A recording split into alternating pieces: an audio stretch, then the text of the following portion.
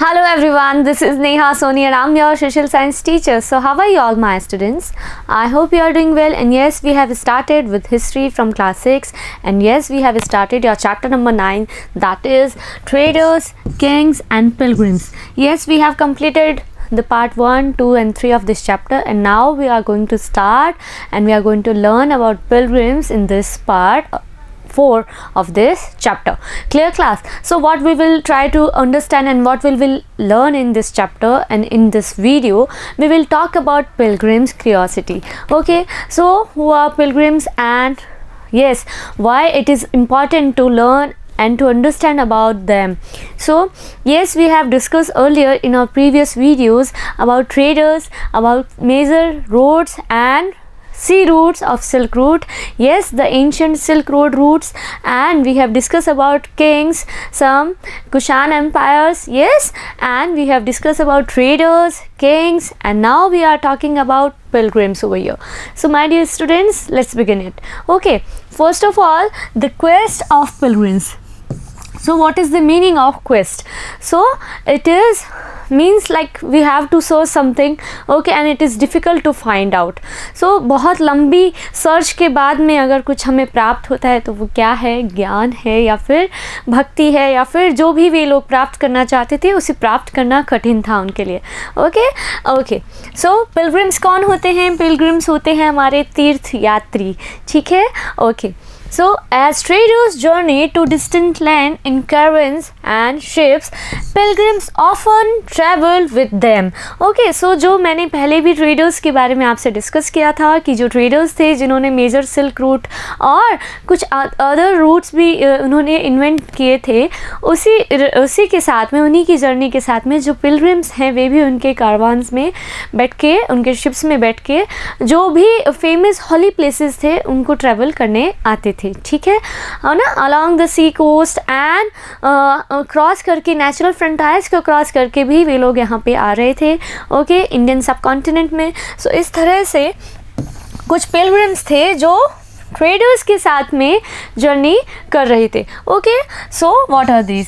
Pilgrims are men and women who undertake journeys to holy places in order to offer worship. Means आप किसी Holi places, धार्मिक स्थल को visit करते हैं, क्या करने के लिए? पूजा करने के लिए, वर्शिप करने के लिए. सो किसी भी गॉड या गॉडेसेस को आप डेडिकेट करते हो, आपकी वर्शिप उन्हें ऑफर करते हो, उन्हें प्लीज़ करना चाहते हो, या फिर you want to know about them. Okay, so the pilgrims, उस समय जो पिलग्रिम्स थे वो मोस्टली कहाँ से आ रहे थे? चाइनीज़ आ रहे थे, चाइनीज़ मॉन्क्स थे, बुद्धिस्ट pilgrims थे जो they want to know about the lifestyle and the life of Buddha. Okay, the teachings of Buddha. So इस तरह से कुछ pilgrims जो हैं they journeyed with traders, okay, and they came here, okay, in search of something and it is difficult to find out. Okay, so yes, about 1600 years ago. अब देखो time frame में हम देख लेते हैं, इसको मेजर कर लेते हैं. Yes, we are in 2021 and we are talking about 1600 years ago. So yes, if we have to measure 2000 years, अगर हमने यहाँ से एक मेन पॉइंट लिया है and it is the year of the birth year of Jesus Christ. So इससे 400 AD की तरफ हमें जाना है. 400 AD और you can say CE means common era. Okay, so अगर हमने 400 AD को हमने यहाँ पे लोकेट किया है तो इट मीन्स ये 1600 years ago की बात चल रही है.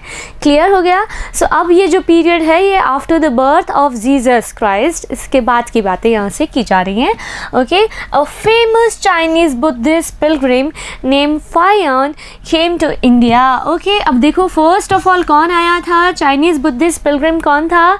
Whose name was Faxian. Okay, he came to India. अब देखो इंडिया में विजिटर्स के लिए भी, ट्रेडर्स के लिए भी और पिलग्रिम्स भी यहाँ पे आ रहे थे, और इन्हीं पिलग्रिम्स में जो चाइनीज़ पिलग्रिम हैं जो फेमस रहे हैं उनका नाम है Faxian. Okay, so we will talk about him in the sequence about 1400 years ago. Means अभी हमने 1600 years ago की हमने यहाँ पे डिस्कस किया है students, and now after 200 years. Okay, so इनके 200 सालों बाद, so almost 600 और 629 AD की अप्रॉक्स ये बात चल रही है। तब कौन आए थे? तब आए थे ज़ुएनज़िंग। ओके, ह्वेनसांग भी इनको प्रोनाउंस किया जाता है इन संस्कृत लैंग्वेज में। So about 1400 years ago Hiuen Tsang and about 1500 years later Hiuen Tsang आए थे। कब आए थे? 600 AD में, 600 CE में ह्वेनसांग आए थे। और उनके भी 50 years later कौन आए हैं? इक्विंग, और you can say Itsing. Okay, so Yijing आए हैं। क्लियर? सो किन के बाद आए हैं इक्विंग? इक्विंग आए हैं आफ्टर ह्वेनसांग। ओके, ज़ुएनज़िंग के बाद में आए हैं, ज़ुएनज़िंग के बाद में ह्वेनसांग के बाद में कौन आए हैं?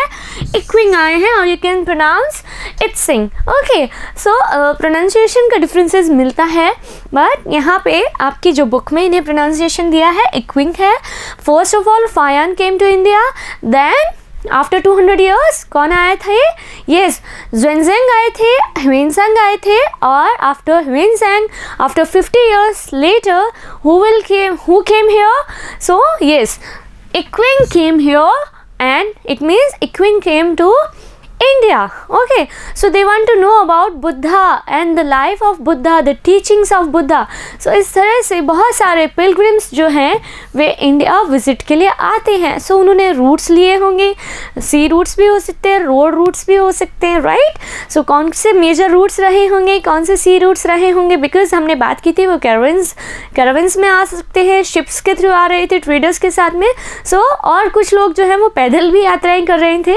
सो इसी तरह से कुछ पिलग्रिम्स जो हैं फ्रॉम चाइना यहाँ पे आ रहे थे, और हमने यहाँ पे 3 फेमस पिलग्रिम्स की बात की है, Faxian, then Xuanzang and then Yijing. Okay class, next is these pilgrims had come to India to see the famous monasteries and places related to the life of Mahatma Buddha. Yes, the famous monasteries, okay, and the famous places which were associated with the life of Buddha. Okay, जो भी places थे, जो भी किनसे related थे, the life of Buddha, Buddha के जीवन से जो related places थे उन्हें, और जो monasteries थी जो किनके लिए बनाई गई थी, जो बौद्धिस्ट, जो मॉन्क्स थे, जो नन्स थे, उनके रहने के लिए जो मोनास्ट्रीज बनाई गई थी, उनको देखने के लिए, जहाँ पे पढ़ाई की जा रही थी, जहाँ पे स्टडीज़ की जा रही थी, जो फेमस प्लेसेस थे, जो भी सब places which were related to the life of Mahatma Buddha, इन प्लेसेस को विजिट करने के लिए और इन्हें देखने के लिए ये जो पिलग्रिम्स है ये इंडिया आ रहे थे। So what are this? Yes, so here I will zoom it for you. Okay, you can see some places. Lumbini, Indian subcontinent की बात कर रहे हैं हम here. So Lumbini in Nepal, okay, present day it is in Nepal. And Kushinagar, okay, the another famous place of which were related to the lifestyle and the life of Buddha. And Sarnath, okay, and Bodh Gaya. Sarnath over here and Bodh Gaya, okay, Bodh Gaya it is in Bihar.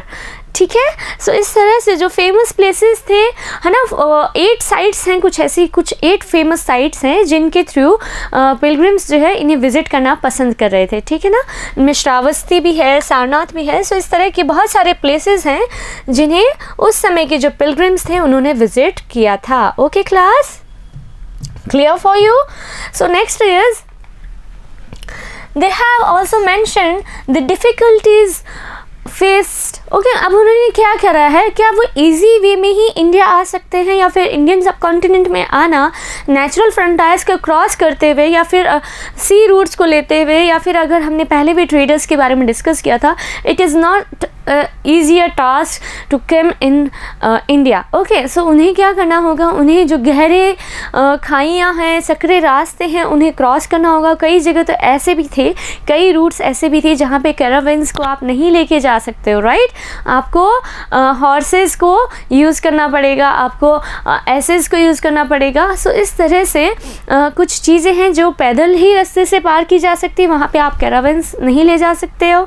और अगर आपने sea routes की जानकारी नहीं है, आपको knowledge नहीं है, ओके, सो आप सी रूट्स के थ्रू भी नहीं आ सकते हो। So it is very difficult. So उन्होंने बहुत सारी प्रॉब्लम्स जो हैं वो फेस की थी।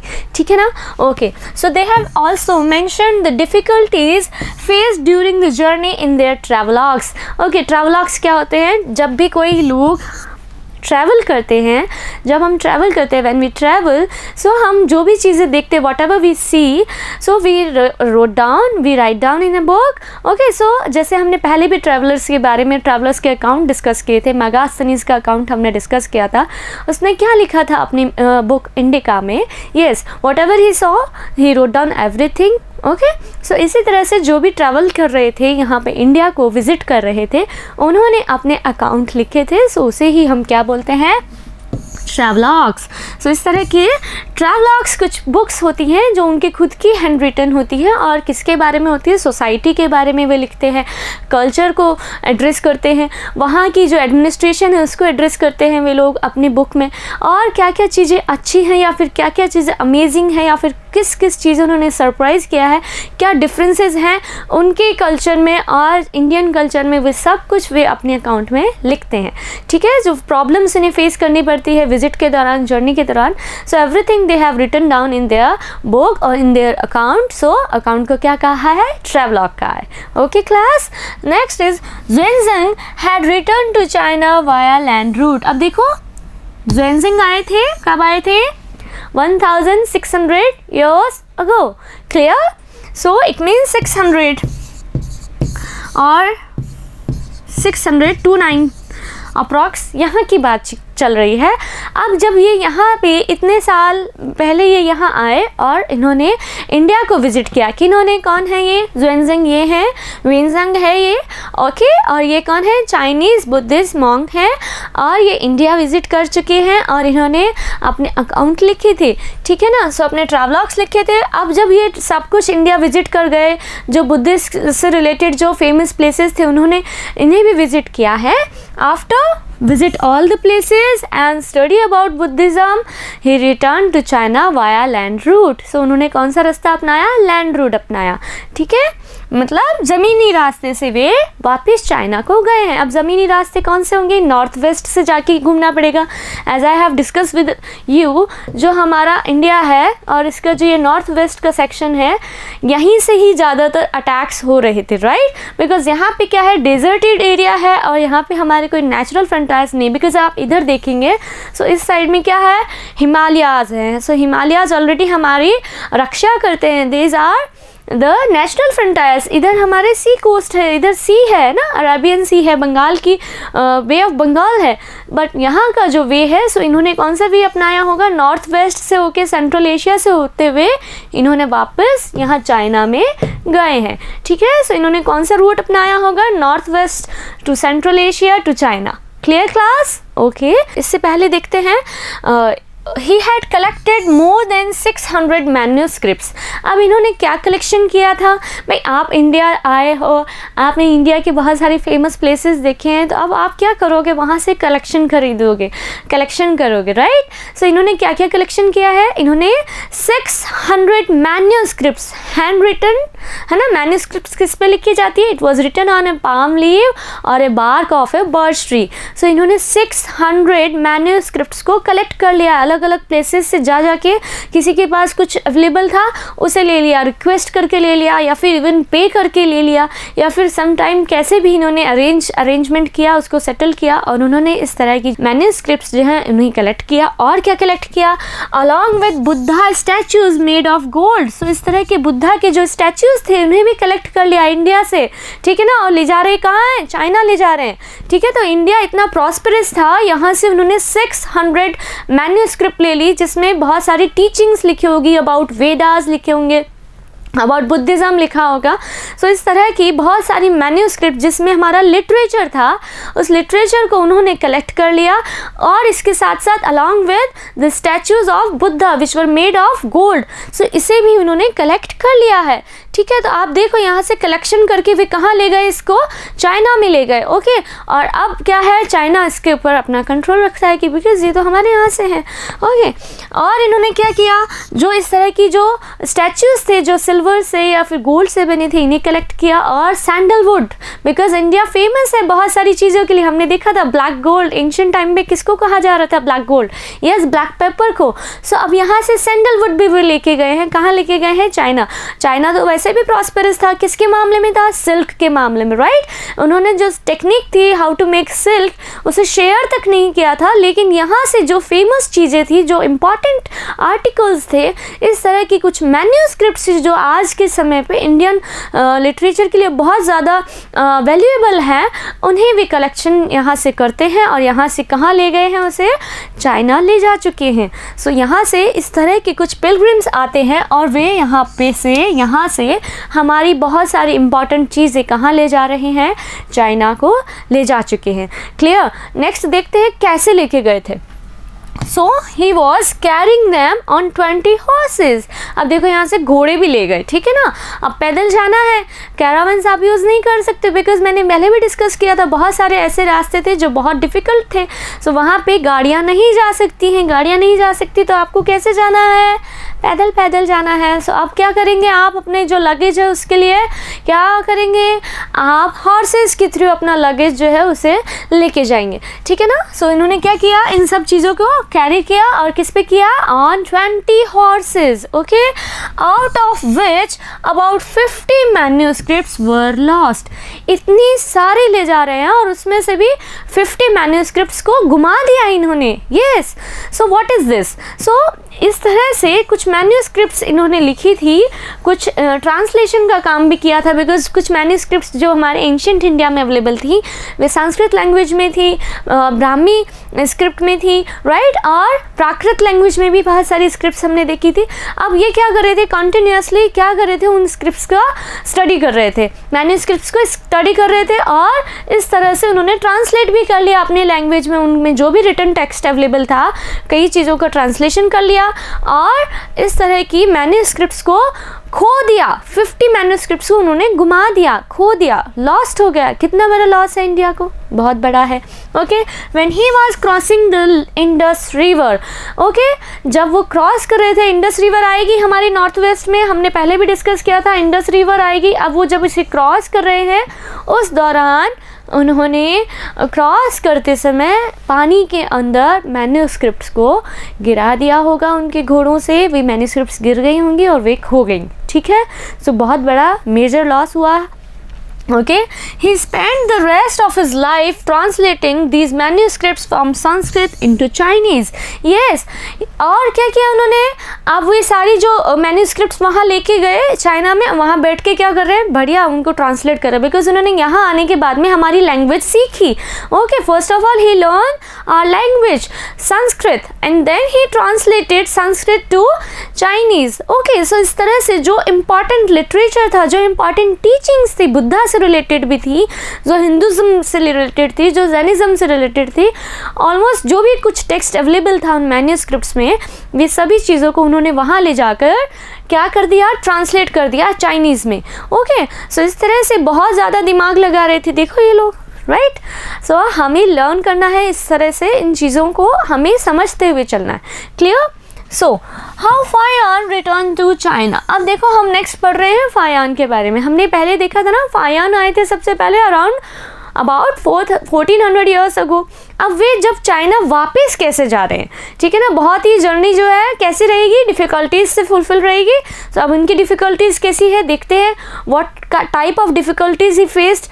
Okay, So Fayan began his journey back home from Bengal। अब ये कहाँ से बिगिन कर रहे हैं अपनी जर्नी को? बंगाल से बिगिन कर रहे हैं। Okay, so you have to locate Bengal in your map. Okay, आप एक इंडियन सब कॉन्टिनेंट का, इंडिया का मैप लेना, उसमें बंगाल को लोकेट करना और फिर यहाँ से हम जर्नी स्टार्ट कर रहे हैं। किसकी जर्नी स्टार्ट कर रहे हैं? फायान की। Okay, he boarded a ship belonging to some merchants. So अब उसने क्या किया? एक शिप को बोर्ड किया और किसका था वो शिप? मर्चेंट्स का था। they barely traveled for 2 days when they were caught in a storm. अब देखो जैसे उन्होंने अपनी जर्नी स्टार्ट ही की थी, मुश्किल से 2 दिन ही बीते थे कि वे स्टॉर्म आ गया पानी के अंदर, बहुत ही बड़ा, ठीक है ना। तो अब वे सभी लोग फंसते जा रहे हैं। सो ये कौन है? फायान है। ओके, अब ये वापस कैसे जाएंगे, क्या क्या डिफ़िकल्टीज इन्होंने फेस की है when he was returning to China. Okay, so अब कैसे स्टार्ट किया इन्होंने? बंगाल से स्टार्ट किया और ऑलमोस्ट 2 दिन बाद से ही इन लोगों के साथ क्या हो गया? स्टॉर्म आ गया। ओके, अब ये शिप लिया था इन्होंने, तो फिर पानी में क्या आएगा? स्टॉर्म आ गया। सो अब इनके साथ में क्या होगा देखते हैं। The merchants begin throwing their merchandise overboard. So उन्होंने क्या किया, जो मर्चेंट्स थे उन्होंने शिप को थोड़ा सा लाइट वेट करने के लिए अपने जो सामान थे उनमें से कई सामानों को ओवरबोर्ड कर दिया, मीन्स पानी में गिरा दिया, ठीक है ना। ओके, साइड में फेंक दिया into the water. So they have thrown their merchandise into the water. Okay, so as to lighten the load and save the ship from sinking. So अपने शिप को डूबने से बचाने के लिए, सिंकिंग से बचाने के लिए उन्होंने अपने शिप को लाइटन करने के लिए क्या किया? अपने जो आर्टिकल्स थे, अपने जो पर्सनल बिलोंगिंग्स थी, सामान थे, उनको फेंकना स्टार्ट कर दिया कि भी सामान हल्का करो, शिप को खाली करो। सो इस तरह से फाहियान भी इन्हीं मर्चेंट्स के साथ में ट्रैवल कर रहे थे। अब उन्होंने क्या किया? अब आपको पता ही है चाइनीज़ पिलग्रिम्स हैं तो कुछ ना कुछ यहाँ से लेके जा रहे होंगे ना। अभी हमने देखा ह्वेनज़ेंग के बारे में। ह्वेनज़ेंग किससे गए थे? लैंड रूट से गए थे। और क्या लिए थे उन्होंने? घोड़े लिए थे। अब ये किससे जा रहे हैं? सी रूट से जा रहे हैं। इन्होंने क्या किया? शिप को बोर्ड किया है। अब इनके साथ में भी प्रॉब्लम आ गई। क्या आ गया? पानी में स्टॉर्म आ गया। सो अब इन्हें क्या करना पड़ेगा? क्या ये भी हमारी सारी चीज़ों को खो देंगे? Let's see about it. So Fayan threw away his meager personal belongings. So अब उन्होंने क्या किया? अपनी जो भी थोड़े बहुत जो सामान थे, पर्सनल सामान थे, उन्हें क्या कर दिया? पानी में थ्रो कर दिया। ओके, सो अब उन्हें भी, क्योंकि उन्हें भी अपना जो लगेज है उसको कम करना है, तो अब इन्होंने क्या किया? अपने जो पर्सनल सामान थे उन्हें पानी में फेंक दिया, ठीक है। But clung to his books and the statues of Buddha that he had collected. लेकिन उन्होंने जो क्या किया? कलेक्शन कर रखा है, देखो नोटिस करो, उन्होंने क्या किया? द स्टैचूज ऑफ बुद्धा, यानी कि ये भी क्या लेके गए हैं? यहाँ से स्टैचूज लेके गए हैं, ठीक है ना। सो इट मीन्स इंडिया में उस समय बुद्धा के स्टैचूज बहुत अच्छे बन रहे होंगे, राइट। और इन्हीं स्टैचूज को वहाँ चाइना में लेके जा रहे हैं ये लोग। अब क्या किया? जो बुक्स थी, पहले हमने देखा फायान ने क्या किया है? बुक्स को ले गए हैं और स्टैचूज़ को लेके गए हैं। इन्हीं के आफ्टर जो ह्वेनज़ेंग है उन्होंने भी यही सब काम किया, उन्होंने भी स्टैचूज़ ले गए, मैन्युस्क्रिप्ट्स हमारे यहाँ से लेके चले गए हैं। सो अब इन्होंने क्या किया? इन्हें नहीं खोया, इन्हें अपने साथ ही रखा, अपना सामान फेंक दिया, लेकिन जो स्टैचूज़ थे, जो बुद्धा के स्टैचूज़ थे, जो बुक्स थी which were related, which were associated with the life of Buddha, उसे अपने पास रखा। Finally, the storm subsided after 13 days. 13 दिन बाद में जो स्टॉर्म है वो थम गया। ओके, अब 13 दिन तक क्या हालात हुए होंगे इन लोगों के जो ट्रैवल कर रहे थे, जो मर्चेंट्स थे, ओके, जो सेलर्स थे और जो फायान इनके साथ में थे। इन्हें क्या करना पड़ रहा है? 13 दिन तक सफ़र करना पड़ रहा है। 13 days they have to suffer. Okay, और इस स्टॉर्म के बीच में इन्हें अपना जो पर्सनल बिलोंगिंग्स थे, जो सामान थे, जो मर्चेंडाइज थे मर्चेंट्स के, इन सब को पानी में फेंकना पड़ गया था। सो इस तरह से स्टॉर्म की जब कंडीशंस आती है ना, सो बहुत ही टेरिफिक कंडीशंस हो जाती हैं, हॉरिबल कंडीशंस हो जाती है। सो इस तरह से इनके साथ में डेंजरस चीज़ें हैपन हुई थी उस समय बहुत सारी, लेकिन इन्होंने जो बुद्धा के स्टैचूज़ थे, जो बुक्स थे, उसे अपने पास सेफ रखा। Okay, this is how he describe the sea. अब देखो उन्होंने भी अपना अकाउंट में डिस्क्राइब किया है सी को, समुद्र को डिस्क्राइब किया है, ठीक है ना। सो अब जो 13 दिन है, सो उस 13 दिन में इतने बुरे हालात है तो उसके बारे में ट्रैवलॉग में तो लिखना होगा। तो क्या लिखा है इन्होंने? The sea itself is boundless in extent. जो समुद्र है वो बाउंड्री लेस है, मीन्स अथाह है, कोई किनारा ही नहीं दिख रहा है, कुछ नहीं दिख रहा है, इतना बड़ा है, बाउंड्रीलेस है, बाउंडलेस है, जिसे बांधा नहीं जा सकता है. सो itself it is boundless. It is impossible to know east or west. So it is impossible to know directions, है ना, the directions. He cannot find out the right directions. East किधर है, west किधर, हम किधर जाएं. Storm इतना बुरी कंडीशन लेके आ चुका था समुद्र के अंदर. So they cannot identify the right direction in which way they have to go. So उन्हें ईस्ट वेस्ट नॉर्थ साउथ कुछ पता नहीं चल रहा था. So अब वे कैसे जाएंगे, बीच समुद्र में फंसे हुए हैं. Think about it. ओके, अब क्या कोई अदर वेज भी होते हैं, क्या कुछ अदर वेज होते हैं हम नेचुरल चीज़ों को पहचानने के. सो देखते हैं. Except by observing the sun, moon और stars in their motions. Means आप सूरज जिस डायरेक्शन में होता है उसे हम ईस्ट से पहचान जाते हैं, राइट. सो इस तरह से जो सन, मून और जो स्टार्स से उनके मोशन से वे लोग अपने डायरेक्शंस पता लगा रहे थे. वरना जो समुद्र था उसमें तो कुछ भी पता नहीं चल रहा था, बीच में फंस गए थे, ठीक है ना, और उन्हें कोई डायरेक्शन मालूम नहीं चल रही थी, है ना. इवनिंग होगी, नाइट होगी तो मून होगा, मून की हेल्प से वे लोग जाएंगे. और मून के पास में ही एक तारा होता है, ध्रुव स्टार जिसे बोलते हैं, ध्रुव तारा. सो वो नॉर्थ डायरेक्शन को इंडिकेट करता है. सो इस तरह से जो मोशंस हो रहे थे सन के, मून के, स्टार्स के, इन मोशंस के थ्रू वे इसे ऑब्जर्व कर रहे थे.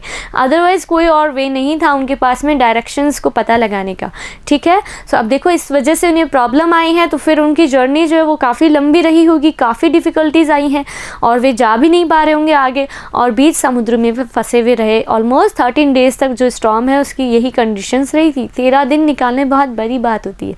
Okay, so if it is dark rainy weather, okay so बहुत गहरी रात है, बहुत ही रेनी वेदर है, बारिश का मौसम हो रहा है. Only plain to steer by the wind. So हवाएं चल रही हैं, ठीक है ना. इस तरह से कुछ भी पता नहीं चल रहा है, क्या प्लान है कुछ भी पता नहीं चल रहा है. Okay, it took him more than 90 days to reach Java. अब देखो सी रूट लिया है. सो जावा तक जाने से, फ्रॉम बंगाल टू जावा तक जाने में इन्हें कितना टाइम लग गया, 90 डेज लग गए. ओके, सो देखो इधर जो है ऑलमोस्ट यहाँ से बंगाल से भी स्टार्ट होते हैं और इन्हें यहाँ जावा तक आने में कितना टाइम लग गया है, 90 डेज़ लग गए हैं, ठीक है ना. सो 90 डेज़ लग गए हैं जावा तक पहुँचने में. अभी इन्हें कहाँ जाना है, चाइना जाना है, राइट. सो चाइना जाना है और ये सी रूट बहुत लंबा हो गया है इनके लिए, बिकॉज डिफ़िकल्टीज इतनी है. इतना ज़्यादा लंबा नहीं था, लेकिन अब प्रॉब्लम ये है कि बीच में स्टॉर्म आ गई थी, कंडीशंस ऐसी हार्श हो गई थी. सो इस वजह से बंगाल से इन्हें जावा तक पहुँचने में ऑलमोस्ट 90 डेज़ का टाइम जो है इन्होंने ले लिया था, ठीक है. And they have to go China from this sea route, okay, where he halted for 5 months. अब इन्हें यहाँ पे 5 महीने रहना भी पड़ा था. क्यों? Before boarding another merchant ship that took him to China. Means अब वे pilgrims थे तो इनके पास में कोई मर्चेंट तो थे नहीं वे. अब क्या होगा, इन्हें यहाँ से चाइना तक जाने के लिए अगला शिप जो है वो कब मिला था, आफ्टर 5 मंथ्स. ओके, सो 5 महीनों का समय इन्होंने कहाँ बिताया था, जावा में बिताया था. सो अब यहाँ से भी हमें एविडेंसेस मिले हैं, जावा, माली, सुमात्रा, इंडोनेशिया, थाईलैंड, यहाँ से भी बुद्धिज़्म के हमें एविडेंसेस देखने को मिलते हैं. सो इन्हें भी यहाँ से बहुत सारी चीज़ें जो हैं वे जानने को मिली होंगी, राइट. सो इस तरह से वे यहाँ से होते हुए चाइना जा रहे हैं. और कितना समय बाद में जाएंगे वे यहाँ से, ऑलमोस्ट 5 मंथ्स लेटर. ओके, सब जब तक नेक्स्ट शिप नहीं आ जाती है, अगली बस नहीं आ जाती है ना, जब तक यहीं रहो भैया अब आप, ठीक है. So you have to learn about it कि जो फायान है उसकी जर्नी क्या है, बहुत ही डिफ़िकल्टीज से भरी हुई थी, ठीक है. Now it is complete about the journey of Fayan, and we will talk about another famous place in Indian subcontinent which is related to the life of Buddha, right. अभी हमने देखा ना pilgrims जो हैं वो क्यों आ रहे थे, they wanted to know about the life of Buddha, they wanted to know about the teachings of Buddhism. So here we will talk about Nalanda. Okay, a unique center of Buddhist learning. So it is a very unique center, Nalanda. Okay, जो इसका meaning है, Sanskrit meaning है ना अलम, Nalanda. Okay, सो जो teachings हैं उसके लिए इसका आप अगर इसको संस्कृत में कहते हैं ना, सेपरेट करेंगे आप इस वर्ड को, सो जो वर्ड का मीनिंग है वो क्या है, Nalanda. Okay, so Xuanzang and other pilgrims spent time studying in Nalanda. So अब जो pilgrims थे वे कहाँ आ रहे थे, इंडियन सब कॉन्टिनेंट में आ रहे थे. They want to know and they want to know about the teachings of Buddhism. So अब उन्हें क्या करना होगा, स्टडी करना होगा. They have to learn the language first. So इन्होंने कहाँ स्टडी किया, नालंदा में. Okay, so here the university, और यहाँ पे जो बुद्धिस्ट मॉन्क्स हैं उन्होंने स्टडी किया था. So किन्होंने स्टडी किया था, एक तो Xuanzang ने और जो अदर पिलग्रिम्स थे जिन्होंने स्टडी किया था नालंदा यूनिवर्सिटी में. Okay class, so it is in Bihar the most famous Buddhist monasteries of the period. यहाँ पे बुद्धिज़्म से रिलेटेड बुद्धिस्ट की फेमस मोनास्ट्री भी देखने को मिलती है इस दौरान, इस पीरियड के दौरान. ठीक है, सो आप देखो यहाँ पे स्टडी कर रहे हैं तो उन्होंने इसके बारे में भी कुछ ना कुछ लिखा होगा. और यहाँ से क्या हमें पता चलता है, this is how he describe it. So अब इन्होंने इसके बारे में डिस्क्राइब किया है. और जो डिस्क्रिप्शन मिलता है हमें नालंदा यूनिवर्सिटी के बारे में, किसके टेक्स्ट से मिल रहा है, हमें Xuanzang के टेक्स्ट से हमें डिस्क्रिप्शन मिल रहा है नालंदा के बारे में. सो देखो जो पिलग्रिम्स हैं वे हमारी हेल्प भी कर रहे हैं, बिकॉज उन्होंने इस तरह के जो अकाउंट लिखे थे जिसमें उन्होंने जो चीज़ें यहाँ पे होती हुई देखी उसे वे लोग अपनी मीन्स ट्रैवलॉग में जो है वो लिख रहे थे. और उससे हमें वहाँ के हमारे ही जो फेमस सेंटर्स हैं, फेमस चीज़ें हैं, यूनिक सेंटर्स हैं बुद्धिज़्म से रिलेटेड या फिर अदर चीज़ें जो हैं उनके बारे में हमें नॉलेज मिल रही है. राइट, सो क्या लिखा है, क्या डिस्क्रिप्शन है, देख लेते हैं.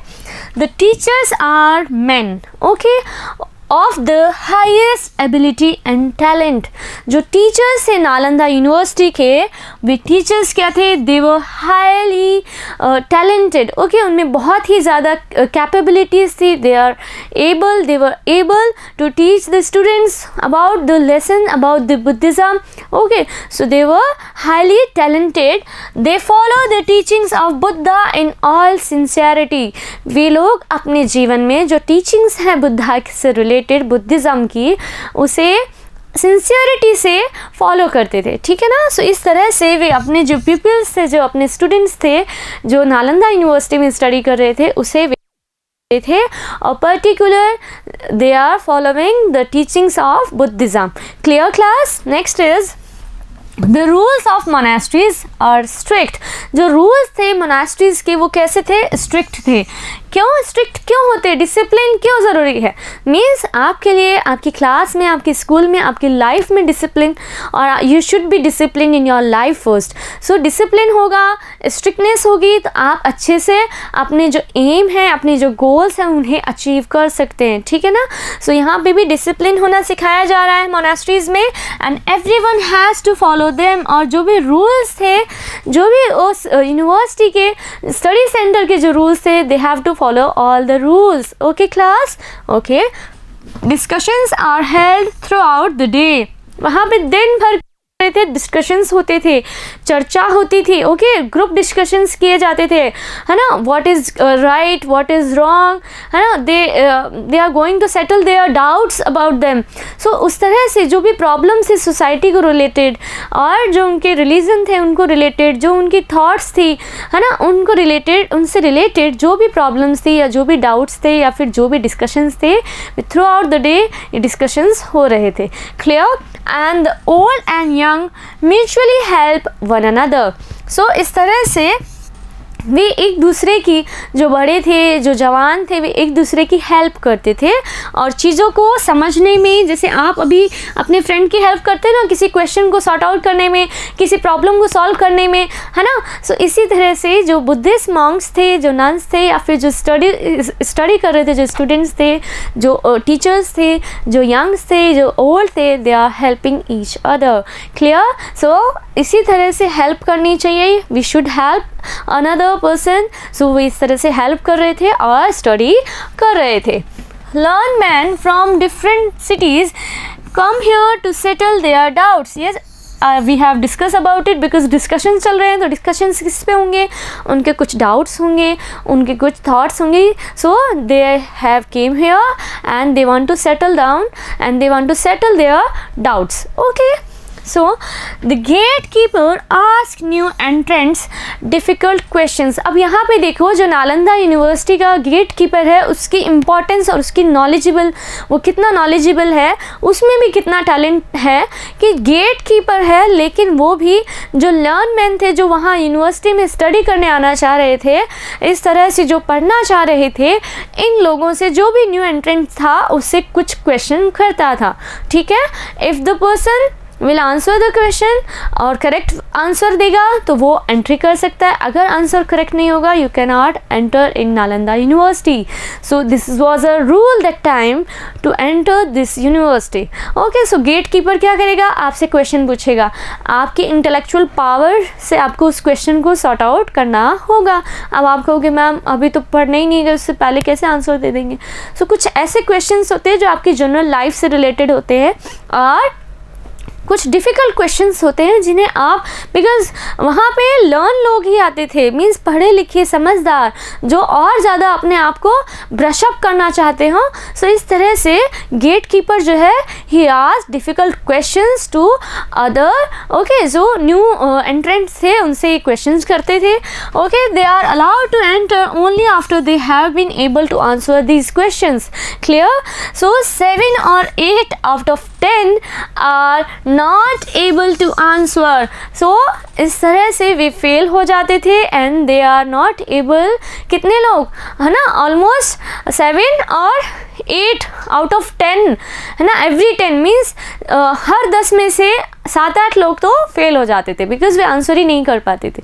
सो इस तरह से जो मोनास्ट्रीज थी उसमें पढ़ने आने वाले लोग भी बहुत ही सिंसियर होते थे और वे स्टडी करते थे। और स्टडी किसके बारे में, बुद्धिज़्म से रिलेटेड जो टीचिंग्स हैं, उनके जो डाउट्स हैं उन्हें सॉर्ट आउट करने में यहाँ आ रहे थे और दे वर वेरी सिंसियर। सो इस तरह से जो पिलग्रिम्स थे उनकी क्यूरियोसिटी इतनी ज़्यादा थी कि देखो वो चाइना से इंडिया आ गए हैं और इंडिया में आके यहाँ से बहुत सारे जो लेसन्स हैं, जो टीचिंग्स है related about Buddhism, they have learn so many things from this country, from the Buddha, from the life of Buddha, and they have collected so many things from here. Means उन्होंने manuscripts का collection किया, उन्होंने बहुत सारे statues of Buddha, okay, which were made of silver and gold. तो इस तरह से collection किया और बाद में उन्होंने जो journey है उसके travelogues भी लिखे थे, accounts हमने पढ़े हैं. So yes, they have learned so many things from Indian subcontinent and the teachings of Buddhism, and I hope you have learned so many things from this video and from this chapter. So we will meet in our next class. Till then, take care of your health and studies. Good day, my dear students.